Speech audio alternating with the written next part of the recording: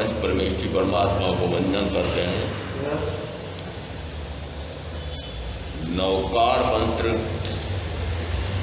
क्यों बोलना, नवकार मंत्र की माला क्यों फेरना, नवकार मंत्र का जाप 1 घंटे या 4, 5 घंटे, 8 घंटे या परिश्रम में 8 दिन 24 घंटे क्यों करना।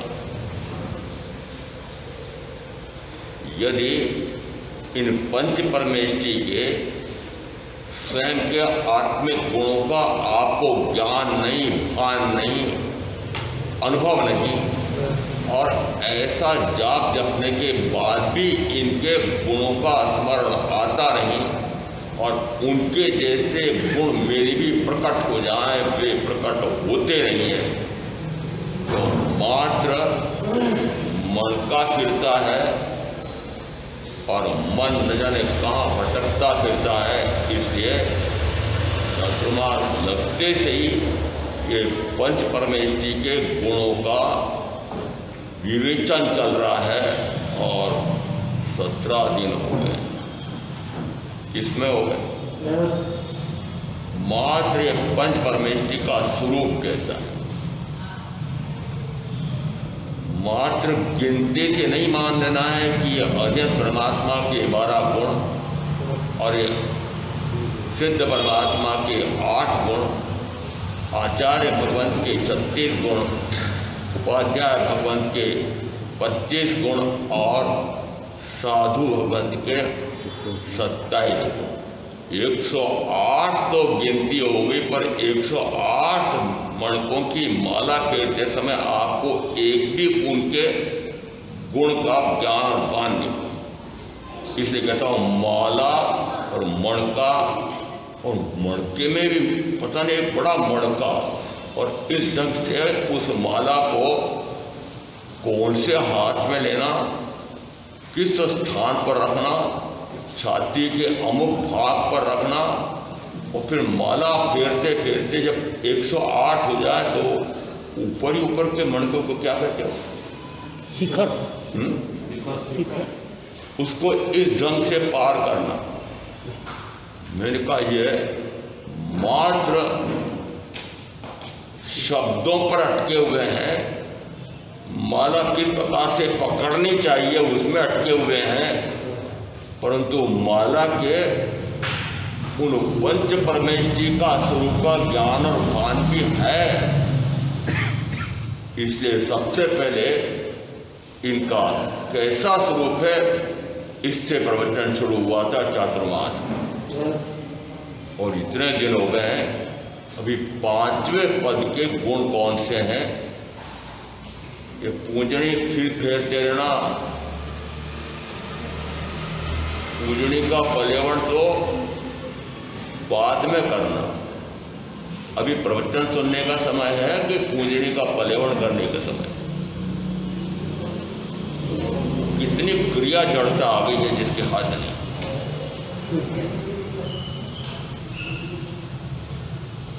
5वें पदधारी साधु 27 गुण, और उनमें से 10 गुण तो आत्मा के ही,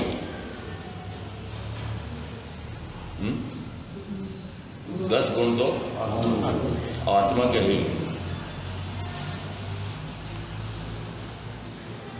चलो बताओ,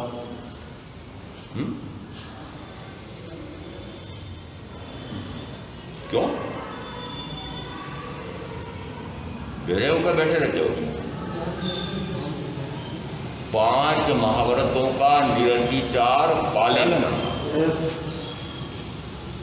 उन महाव्रतों की सुरक्षा के लिए 5 समितियों का सावधानी पूर्वक पालन करना।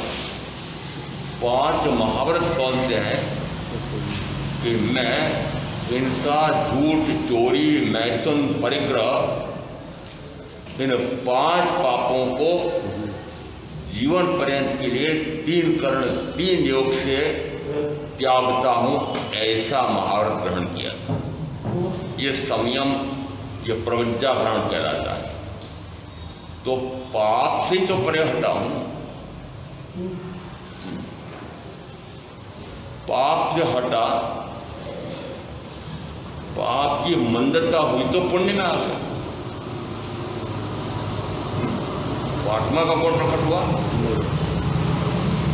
बाह्य में 5 महारथों के पालन रूप क्रिया और व्याख्या प्रगति सूत्र के 3 में स्पष्ट आया है। क्रिया है तो कर्म है, क्रिया है तो कर्म है। क्रिया कौन सी कि वर्तमान में मेरे साथ 3 आलंबन है और 3 साधन है। आलंबन साधन जे त्यागे पर परिणति ने भांगे रे, अक्षय दर्शन ज्ञान वैरागे आनंद घर प्रभु जागे रे।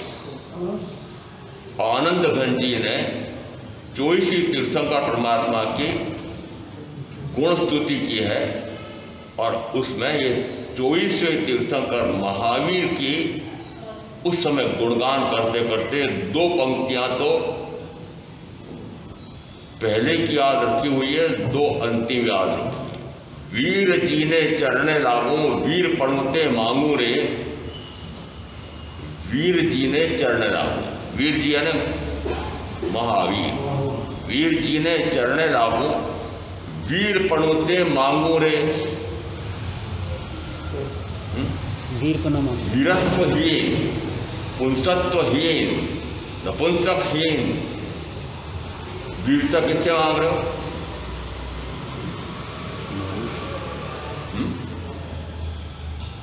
वीरता मांग रहे हो महावीर से। दूसरी पंक्ति में कहा वीर पणुते आत्म ठाणे। वीरपना कहाँ है? आत्मा में, आत्मा के ठिकाने पर ही है। वीर पणुते आत्म ठाणे जानियो तुमची वाणी ने। हे वीर परमात्मा महावीर, आपकी वाणी से ही मैंने सुना समझा है कि वो वीरत्व तो मुझ में ही है। अभी आप संसारियों ने जो जो आयुष का काल व्यतीत किया है और जो 5 इंद्रियों के भोगों के लिए पहले खूब पढ़ाई की होगी, अब खूब कमाई कर रहे हो और फिर 5 इंद्रियों का चक्कर के भोग रहे हो, ये बिना आत्मशक्ति है। आत्मा की सत्ता यदि शरीर के साथ इंद्रियों के साथ ना हो तो मुर्दा चाहो वो क्या करेगा? अभी भी जो कार्य हो रहा है, जो कार्य आप कर रहे हैं, उसमें 3 तो मेरे साथ जुड़े हुए आलंबन है। आलंबन यानी मैं इनका सहारा लेता हूं। किसके लिए सहारा लेता हूं? इन 3 के माध्यम से जो कार्य हो रहा है वह कौन सा कार्य होगा?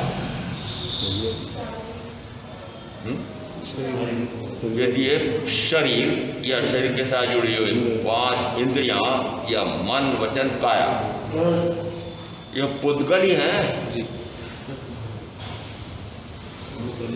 और पुद्गल है और पुद्गल की सहायता से आप आत्मा के गुण प्रकट करना चाहते हैं। पुद्गल की सहायता ली तो वो भाव कहलाएगा पौद्गलिक भाव, और पौद्गलिक भाव है तो निश्चित मानना पौद्गलिक कर्म होगा। जितना कर्म हो रहा है वह आत्मा मात्र इन मन वचन काया के माध्यम से कर रहा है। और साधु के 3 की जोड़ियां बनाई थी कुछ, उसमें से अभी चर्चा चल रही है मन गुप्त, वचन गुप्त, काय गुप्त। मन को भी गुप्त कर दे, वचन को भी गुप्त कर दे, काया या इंद्रियों इनको भी गुप्त कर दे। गुप्त कर दिया नहीं क्या करेगा? कहाँ ले जाए? आत्मा में, आत्मरमणता में। और कहीं नहीं ले जाए, इनसे कार्य क्रिया प्रवृत्ति ले ही नहीं। कार्य है, क्रिया है, प्रवृत्ति है, तो मानना कि 7-8 प्रकार के कर्म का निरंतर आश्रव बंध है। और जब तक आश्रव बंध है तब तक निरंतर चतुर्गति में परिभ्रमण है। तो चतुर्गति के परिभ्रमण को मिटाने के लिए क्या करोगे? अक्रिय। तो फिर महाराज हम ये आपका प्रवचन सुनते हैं, तत्व चिंतन करते हैं, उससे क्या मिलता है? मैंने कहा आप जानो, सुनने वाले आप जानो क्या मिलता। उस समय मात्र मुझे बहुत तत्व स्वरूप सुनने की समझने की शक्ति है, और अब वो सुनने समझने की शक्ति के लिए मैं बाह्य में मन वचन काया या काया के साथ जुड़ी हुई इंद्रियां, इनका सहारा लेता हूं। और जब तक इनका सहारा लेता हूं तब तक वह सुना हुआ भी मात्र शब्द रूप होगा, चिंतन किया हुआ भी मात्र शब्द रूप होगा। और जब तक शब्द है, जब तक शब्द है तब तक स्वरूप का ज्ञान भान और रमणता है नहीं। और शब्द से शब्दातीत क्या भावों में जाते हो? मन होते हुए भी मनातीत, वचन होते हुए वचनातीत, काया होते हुए कायातीत, इंद्रिया होते हुए इंद्रियातीत, मात्र अतीन्द्रिय आनंद का अनुभव करते हैं। ऐसे ये अरिहंत तत्व प्रकट करने वाले हैं अरिहंत परमात्मा। और अरिहंत कौन बनता है? साधुता लिए बिना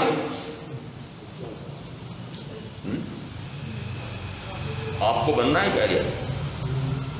अरे अरिहंत का स्वरूप प्रकट कर लो, ऐसा भाव आता है।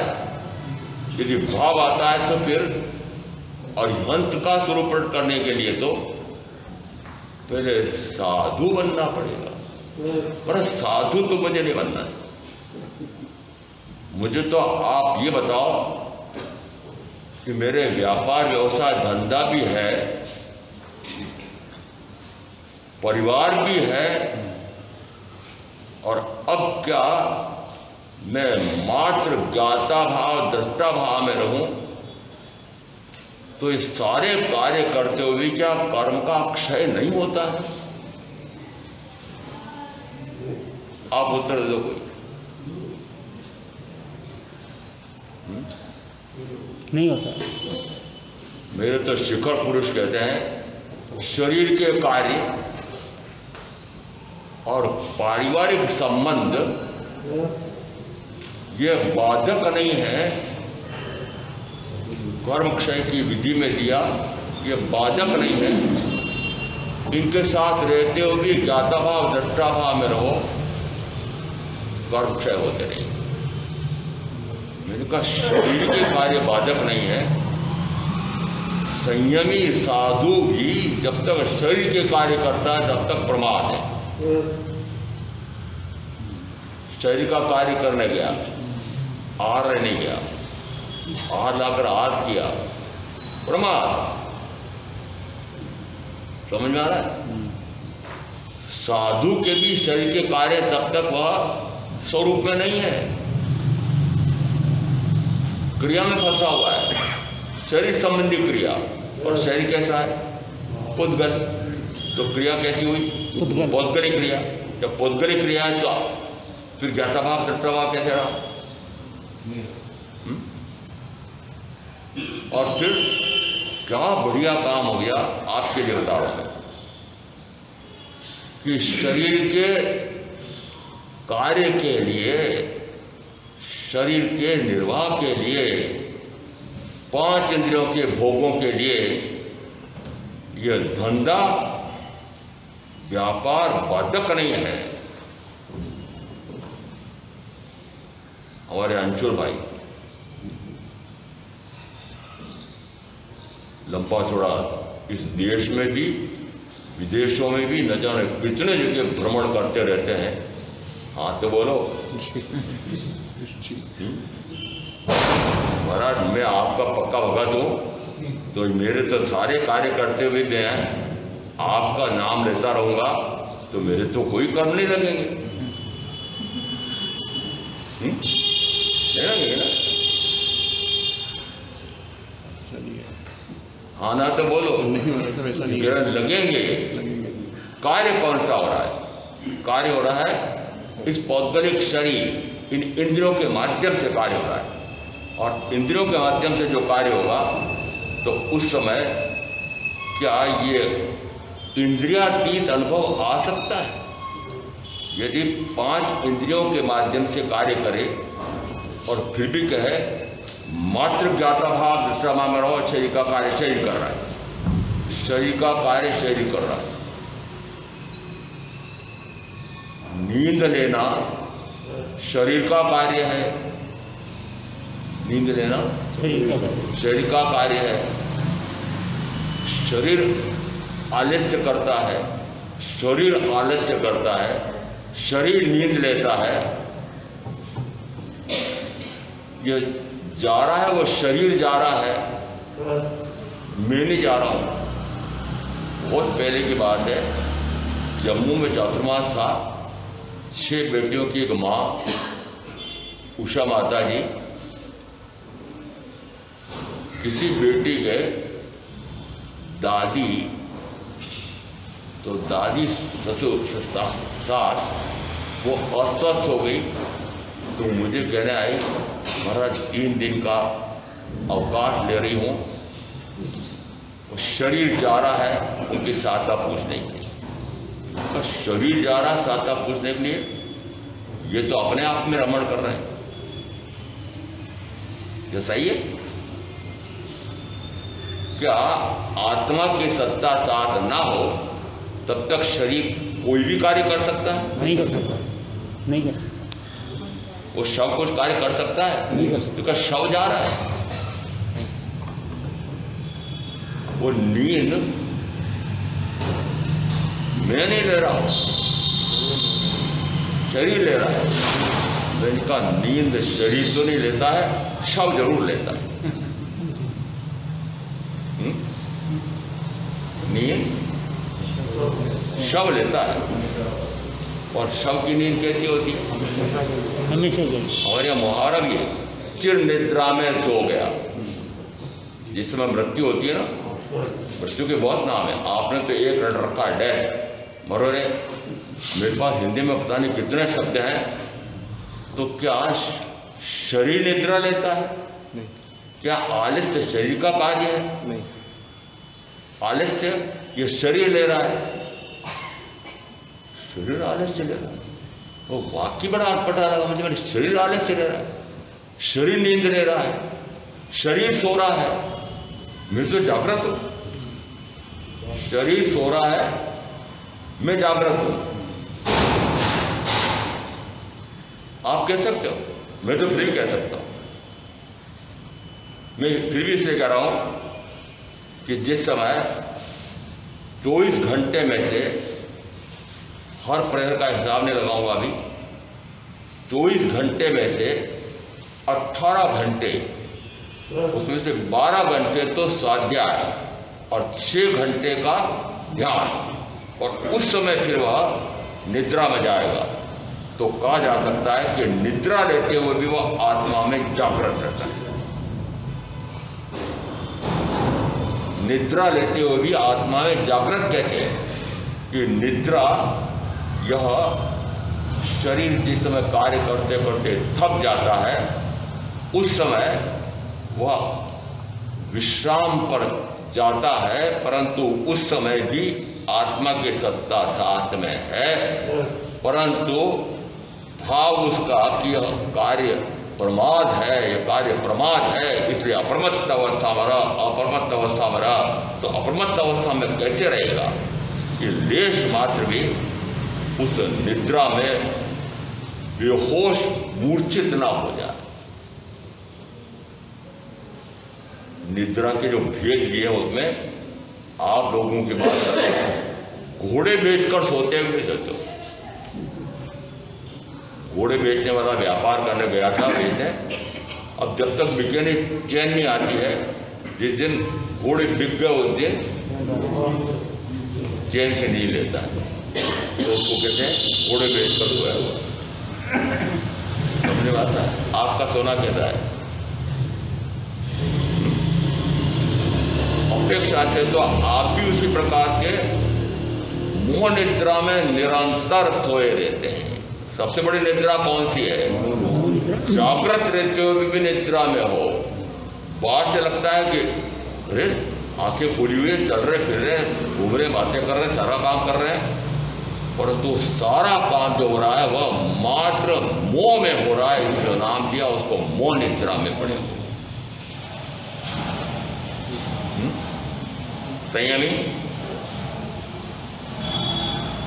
अधिकांश में वह मोह तोड़ चुका है। जिस समय वह 60 कल कहा था, पूरे गिनती कराई थी 18 मोहनी कर्म के 28 भेद में से सारे बताए थे। उसमें जिस समय वह 7 कर्म प्रकृतियों का क्षय करता है उस समय कहा जाता है क्षयिक सम्यक तो प्रकट हुई है। और क्षयिक सम्यक तो प्रकट होती है तो इसका अर्थ होना कि उस समय वह अब इस प्रकार का भाव नहीं करेगा कि अनंत कर्म का बंद हो जाए।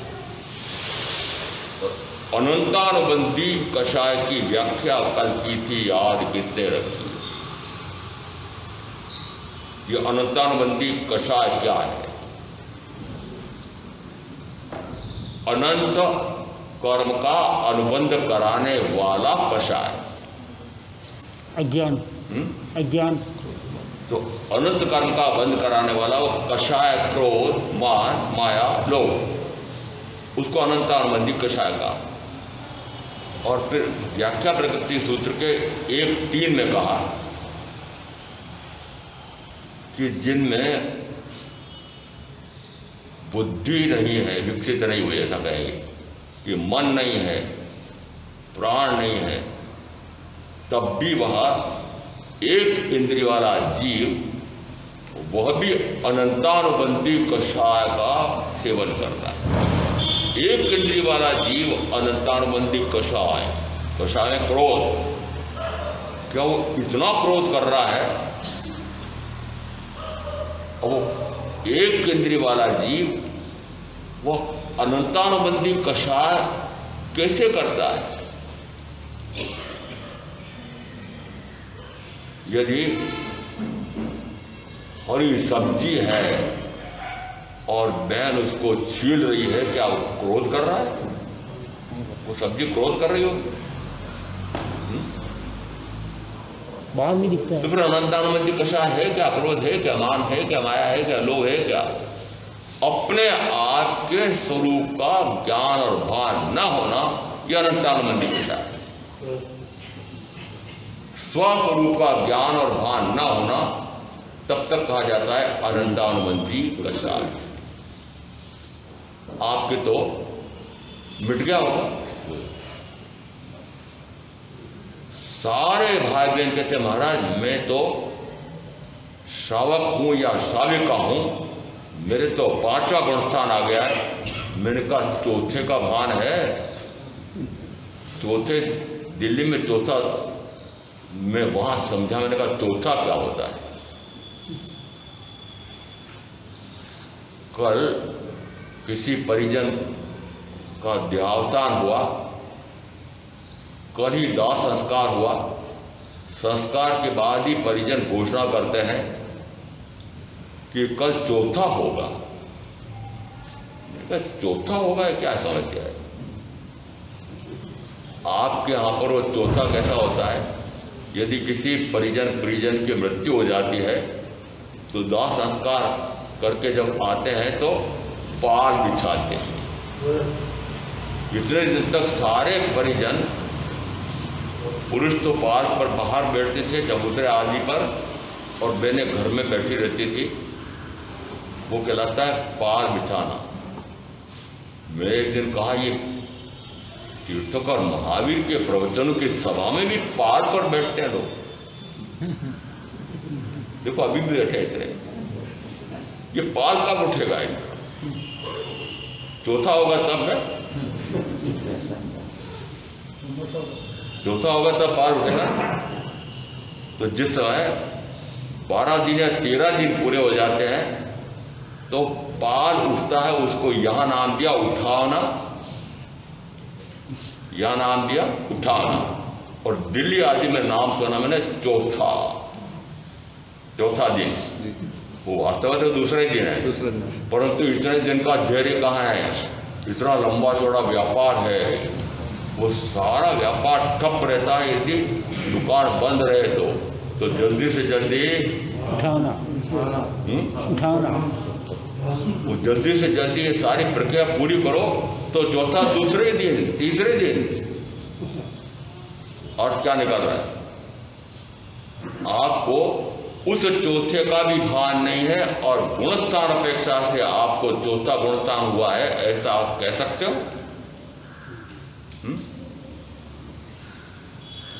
चौथा गुणस्थान हुआ इसका अर्थ है कि अब ऐसा कोई भी कर्माश्रम नहीं होगा कि जिससे मेरा गति भ्रमण बढ़े।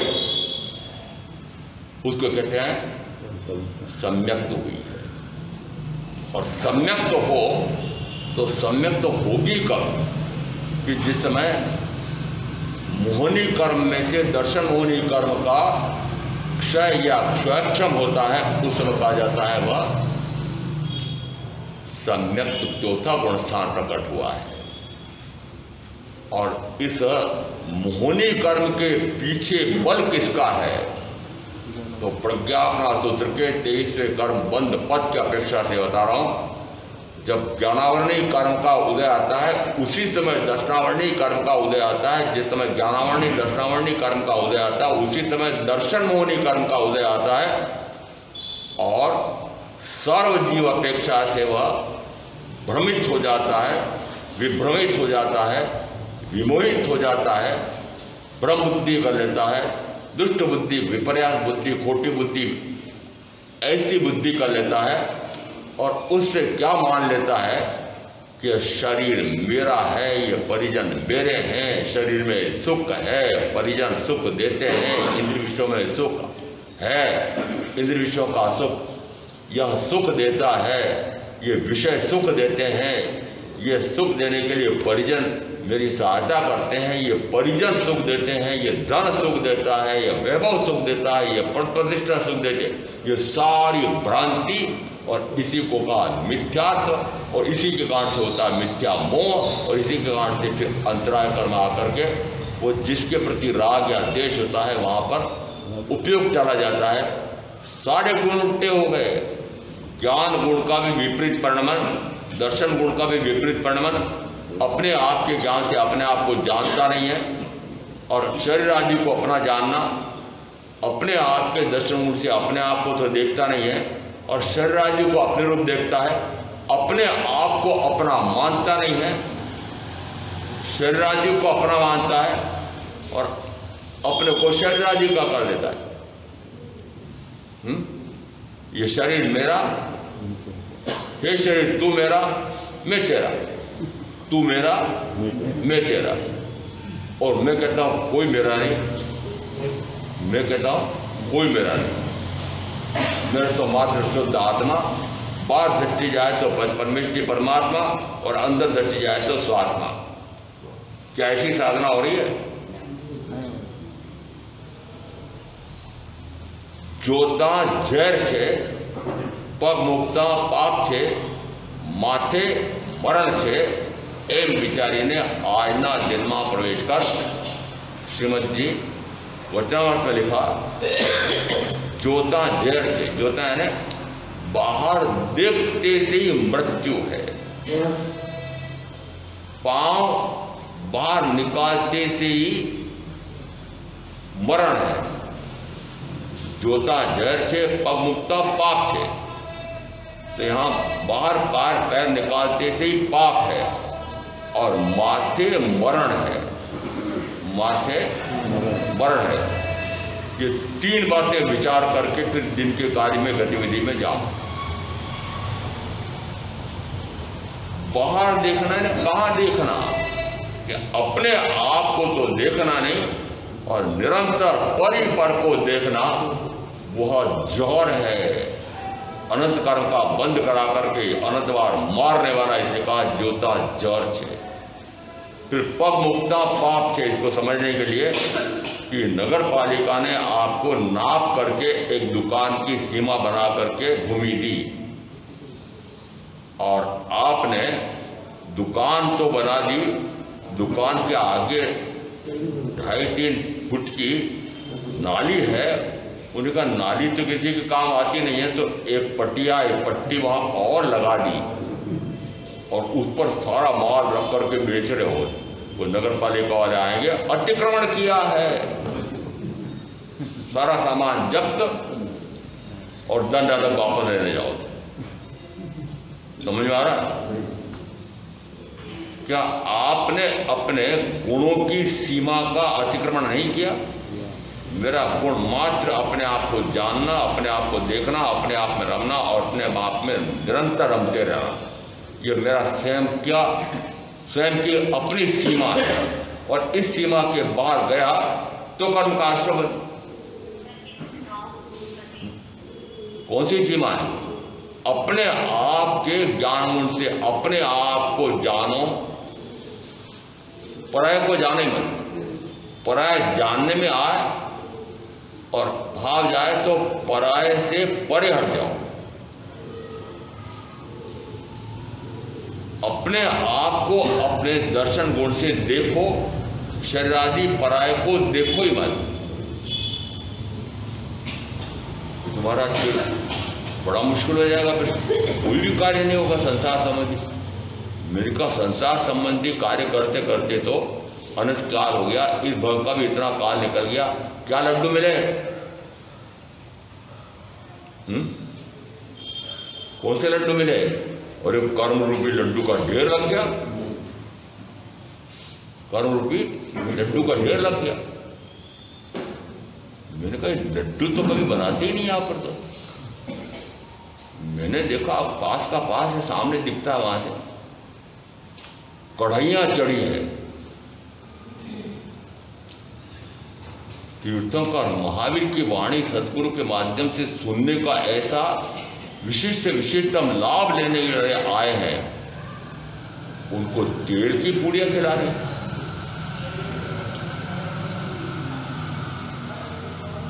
किसको पूछो? किसको पूछो? संघ वालों को पूछूं कि जारुल परिवार वालों से पूछूं?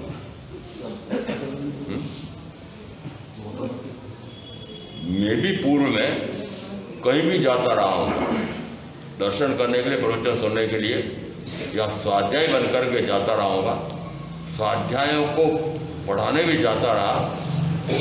कभी भी मैंने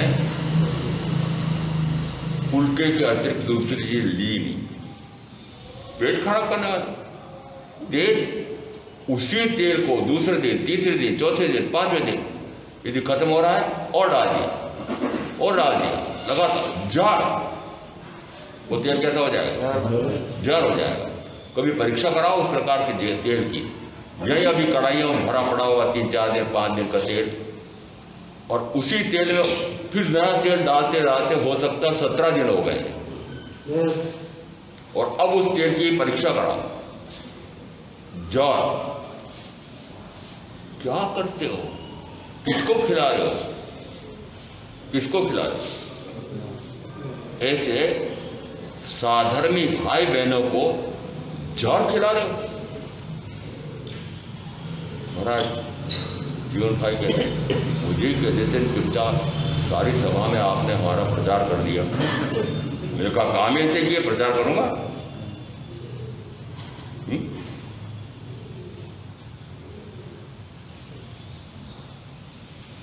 तेल की कढ़ाइयां बंद, तेल की कढ़ाइयां बंद।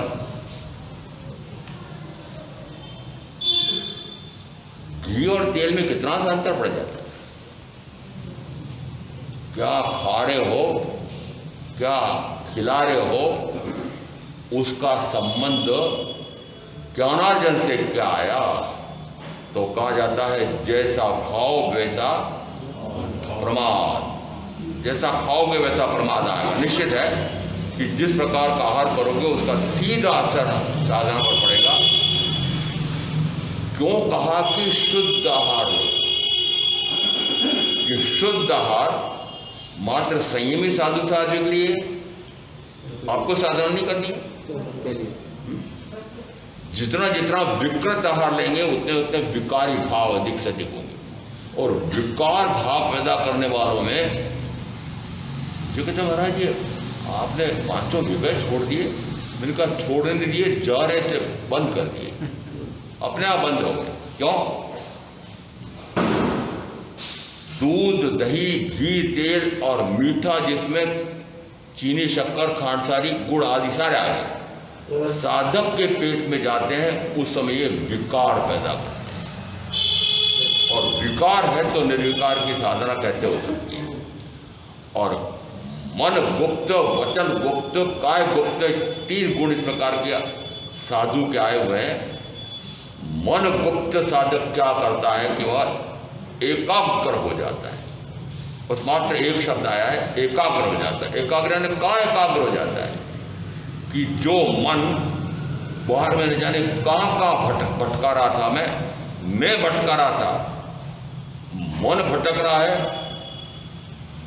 मन घूमता है, मैं तो बड़ा अपने स्वयं के ध्यान में मग्न रहना चाहता हूँ, स्वाध्याय में मग्न रहना चाहता हूँ, पर ये मन नहीं मानता है।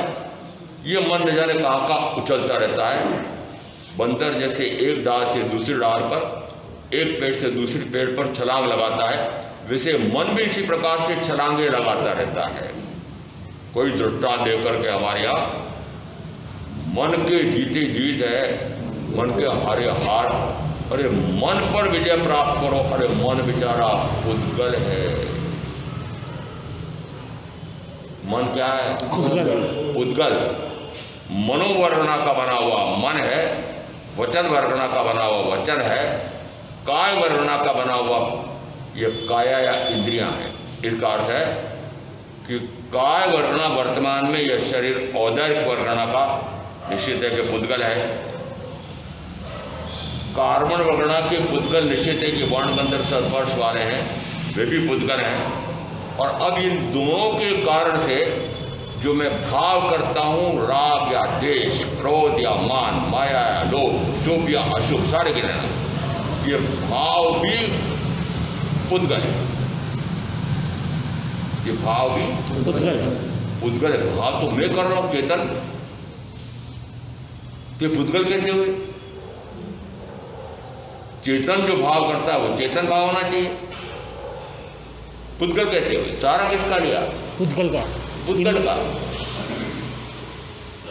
मन का सहारा ले रहा है तो निश्चित है कि पौद्गलिक मनन होगा।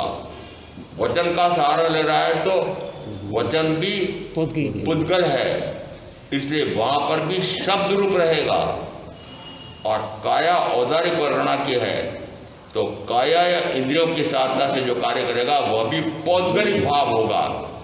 और पौद्गलिक भाव के लिए शब्द, वर्ण, गंध, रस, स्पर्श, इनके माध्यम से जो जो कार्य शरीर कर रहा है, व्याख्या प्रति सूत्रकार कहते हैं यह 5 वर्ण, 2 गंध, 5 रस और 4 स्पर्श वाला है। ये तो पुद्गल परमाणु के लिए कहा, पुद्गल कर कहेंगे यह शब्द वाला है। इसका अर्थ है कि शब्द का है, वचन का है, ये तीनों मन वचन काया के माध्यम से जो जो हो रहा है वो पुद्गल है। और मन वचन काया के माध्यम से जो जो आप भाव कर रहे हैं वह भी पुद्गल भाव है। और इस कारण से 12-5 की व्याख्या प्रकृति में स्पष्ट आया यह पुद्गल है। तो लोटपोट कहाँ हो रही अभी तक?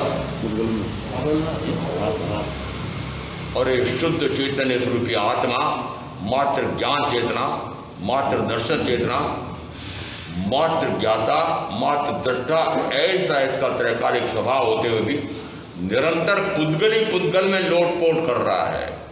ये कब तक चलेगा? जब तक ये चलेगा तब तक अनंत कर्म का बंध और अनंत जन्म का दुख होगा। इसलिए संयमी साधु के लिए कहा वह मन से गुप्त हो जाए, वचन से गुप्त हो जाए, काया से गुप्त हो जाओ, त्रिगुप्त। और त्रिगुप्त का मैंने कल प्रमाण दिया था कि त्रिगुप्ति का फल क्या है। जम अन्नानी कम्मम खवाई बहुवाहिम वास बोडियम तिम नानी त्रिगुप्तो खवाई उत्साह में जन्म। कि जो अज्ञानी करोड़ों वर्षों तक का तप करे और जितने कर्मों के निर्जरा करता है उतने कर्म के निर्जरा ज्ञानी त्रिगुप्त होकर के कर देते हैं। एक उच्छ्वास निश्वास है, एक उच्छ्वास निश्वास में ज्ञानी करोड़ों वर्षों का अज्ञानी के तप में जितनी कर्म के निर्जरा करता है एक उच्छ्वास निश्वास में क्षीण कर देता है। समझ में आ रहा है? कब कर देता है? कि जिस समय मन का मनन रुक जाए, वचन की वर्णना भी रुक जाए और काया की प्रवृत्ति भी रुक जाए, उस समय कर्मों की धड़ाधड़ निर्जरा होती है। तो आगम तो ऐसा कह रहे हैं कि जब तक मन वचन काया आगे अड़े हुए बीच में तब तक साधना ही नहीं। या तो शुभ भाव होंगे या अशुभ भाव होंगे। शुभ भाव है तो पुण्य का बंध है, अशुभ भाव है तो पाप का बंध है, और दोनों गति में ले जाने वाले हैं। इसलिए निरंतर चतुर्गति में भ्रमण करते करते अनंत काल हो गया है। मात्र एक ऐसा भाव है कि जिसमें यह कर्म का आश्रबंध रुक सकता है। केवल प्रकृत वाणी के सुन करके सदगुरु के माध्यम से यदि वह मन से गुप्त हो जाए तो कहा वो एकाग्र हो जाता है। ऐसा साधु के गुणों में उत्तराध्ययन सूत्र के 29वें अध्ययन में मन का क्या मन को गुप्त करे तो क्या फल आता है। वह एकाग्र है ना, अब आत्मा में एकाग्र, अपने आप में एकाग्र हो गया है। वचन गुप्ति से साधक किस फल को प्राप्त करता है कि वचन गुप्ति से वह निर्विकारत्व को प्राप्त होता है। निर्विकारत्व, निर्विकारिता, विकार से पूर्णता रहितता, अर्थ क्या निकल रहा है? विकार से पूर्णता पर हट करके और निर्विकार स्वभाव प्रकट होता है। और विकार में मात्र 18 प्रकार के पाप ही है ऐसा मत मानना। वे तो दुर्गति में ले जाने वाले हैं। और उसके साथ यदि आप इन मन वचन काया का उपयोग शुभ भाव में करते हो तो भी कर्माश्रय है वह सुख देने वाला, मनुष्य भाव या देवगति का सुख देने वाला हो। बहुत तो है, बहुत तो है। भव भ्रमण मिटा क्या? इसलिए कहा यदि भव भ्रमण मिटाना चाहते हो तो फिर मन को गुप्त, मन गुप्त होते से सर्व से दृष्टि हटा करके वह मात्र अपने आप में एकाग्र हो जाता है। वचन को गुप्त करे उस समय कहा जाता है कि वह निर्विकारत्व को प्रकट कर लेता है। विकार यानी शुभ और अशुभ दोनों से पूर्णतः परे हो जाता है। और अब आया इसमें दो या आगे, उसके बाद तीसरा जो उसका आया फल बड़ा विचित्र आ गया। काय गुप्ति साधक क्या करता है कि काय गुप्ति साधक पापाश्रम का निरोध करता है। मन से वचन से गुप्त होने का फल तो इतना आ रहा है और काया से तीसरे से गुप्त होता है तो कहा वह पापाश्रम का निरोध करता है। तो पापाश्रम का निरोध करता है इसका अर्थ है कि पुण्याश्रम हो रहा है। तो आश्रम तो खुला ही है। फिर कहा वह पापाश्रम का निरोध करते हुए पुनः वह पापाश्रम नहीं करता है। अब पुनः पापाश्रम नहीं करता है, पुनः पुनः वह पाप का आश्रम नहीं करेगा, पापाश्रम का निरोध करता है। तो मात्र पापाश्रम का निरोध करना इससे मुक्ति है? नहीं, कि नहीं। दोनों प्रकार के शुभ का भी और अशुभ का भी, दोनों का आश्रम रोके, दोनों के माध्यम से कर्म का आश्रम भी करो, गति में ले जाने वाला है और निरंतर जन्म का दुख देने वाला है। इसलिए पापाश्रम का भी निरोध करे, पुण्याश्रम का भी निरोध करे, तब कहा जाता है कि वह मुक्ति की, मोक्ष की साधना है। मन गुप्ति, वचन गुप्ति, काय गुप्ति। और यदि यहाँ सूत्र में ऐसा आया है कि वह पापाश्रम का निरोध करता है, तो अपेक्षा से उसमें पुण्याश्रम भी सम्मिलित है। क्यों? यदि वह पापाश्रम को रोकता है तो पुण्याश्रम में चला गया, और पुण्याश्रम यह सुख देने वाला है।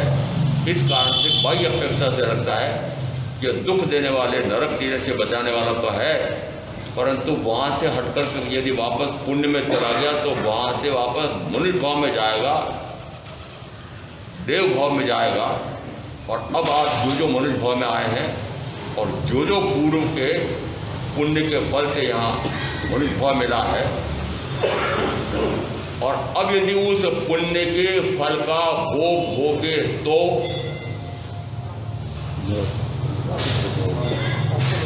पुण्य का फल भोगे तो पाप बांधे, पुण्य का फल भोगे तो पाप बांधे। बात का साथ बोल रहा हूं, पुण्य का फल छोड़े तो मोक्ष जाए, पुण्य का फल छोड़े तो मोक्ष जाए। मेरा भी प्रमाण दे दूंगा, और सबसे पहले ऊपर का प्रमाण देता हूं।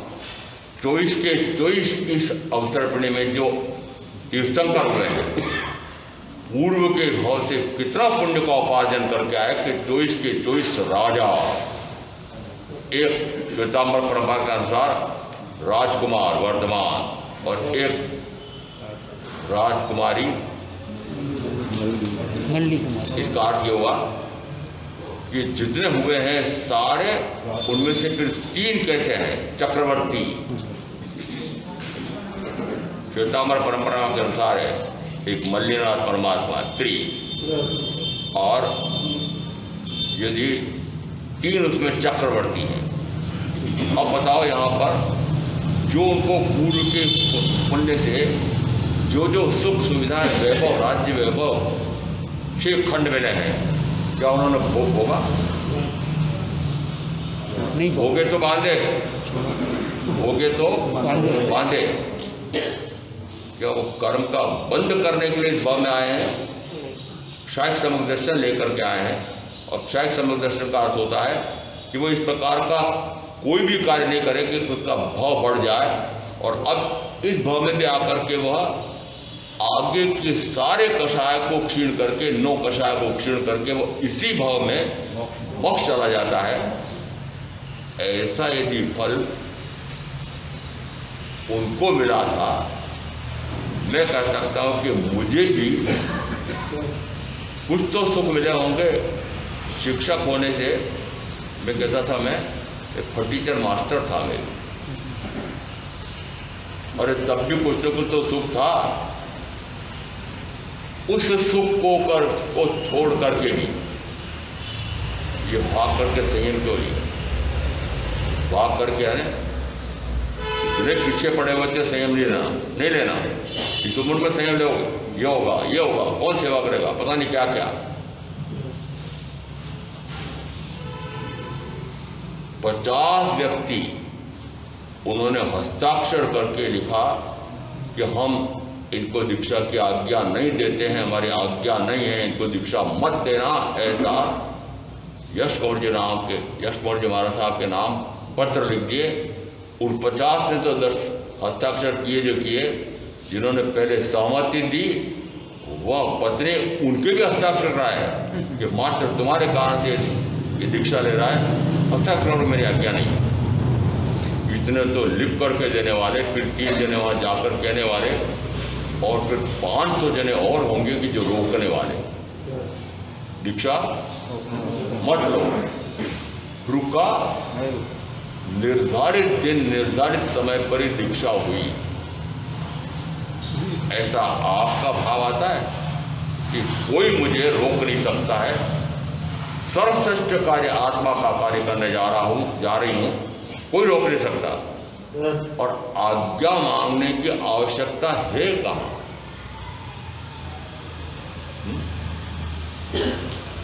पाप कार्य करने के लिए तो किसी की आज्ञा नहीं लेते, पर सर्वश्रेष्ठ कार्य करने के लिए वो पत्नी की आज्ञा चाहिए भोगी, पति की आज्ञा चाहिए भोगी, भोगिया ने 5 इंद्रों का भोगी, उससे आज्ञा लो।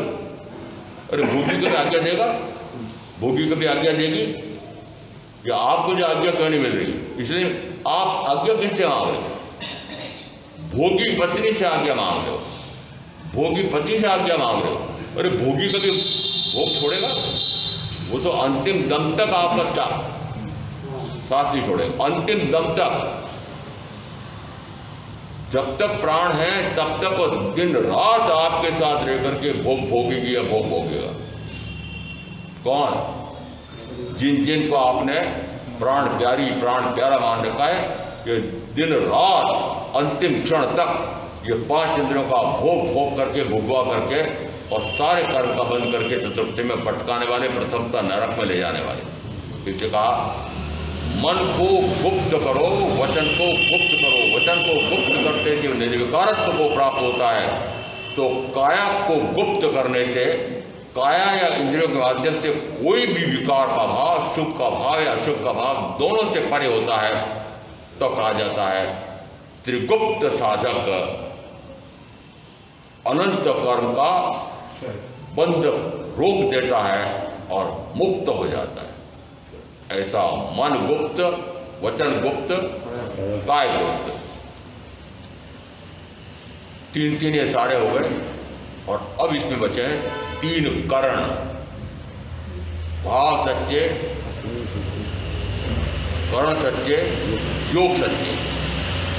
ये 3 साधु के विशेष माने जाते हैं। जैसा अंदर में भाव है वैसा ही बाहर में प्रकट होता है। भाव सत्य, इसका अर्थ है कि भाव सत्य साधक यह भावों की विशुद्धि करता है। भाव सत्य है ना, भावों की विशुद्धि करता है। फिर कहा करण सत्य, करण ने जैसा करता है वैसा ही भाव में है, वैसा ही स्पर्शना में है। और क्या निकला है? यथावादी तथाकारी, जैसा बोलता है वैसे ही करता है, जैसा करता है वैसे ही बोलता है। साधु की परीक्षा करने के लिए 3 प्रकार के गुण कहे जाते हैं। श्रद्धणा, कि श्रद्धा आत्मा की होनी चाहिए, श्रद्धणा, प्ररूपणा और स्पर्शना। कि प्ररूपणा कैसे करेगा? कि जैसा अंदर में भावों में पक्का किया है कि मैं तो मात्र ज्ञान चेतना रूप हूँ, मैं मात्र दर्शन चेतना रूप हूँ, ऐसा जिस समय अंदर में भाव चल रहा है उस समय कहा जाता है। फिर वह वैसा ही प्ररूपित करता है। प्ररूपित करना है ना, जैसा अंदर में शुद्ध स्वभाव प्रकट हुआ है, आत्मा का स्वभाव प्रकट हुआ है, उसी प्रकार से फिर वह प्ररूपणों में भी आत्मा का ऐसा स्वरूप है और मैं इस प्रकार का आत्मा हूँ, जिसने मुझे इस प्रकार के शुभ भाव से भी परे, अशुभ भाव से भी परे और मात्र शुद्ध भाव में रमणता रूप ऐसी साधना तो स्वयं भी करता है, दूसरों को उपदेश भी वैसे ही देता है। तो कहा जाता है यथाकारी तथावादी, तथावादी यथाकारी, जैसा कहता है वैसे ही पालता भी, जैसा पालता वैसे ही कहता है, भिन्नता नहीं है। श्रद्धना, प्ररूपणा और स्पर्शना। स्पर्शना कैसी है? पाठ पर बैठ करके और ऊंचे ऊंचे तात्विक व्याख्या तो कर देता है, परंतु चर्या में कैसा है, चाहे आरचर्या कहो चाहे और कोई विहारचर्या कहो, वहां चर्या में तो उल्टा चल रहा है। तो कहा ये तीनों में एकता नहीं। भाव सच्चे, करण सच्चे, योग सच्चे। अब योग सत्य में यहां फल दे रहे हैं कि वह योगों की शुद्धि करता है। योग किसको कहा? मन योग, वचन योग, काय योग, ये तो तीनों बुद्धगल है। तो इन तीनों पुद्गल की शुद्धि कैसे करेगा? यहाँ योग सत्य का अर्थ होता है अब योगों को सत्स्वरूप आत्मा में स्थिर करने के लिए योगों से परे हो जाए।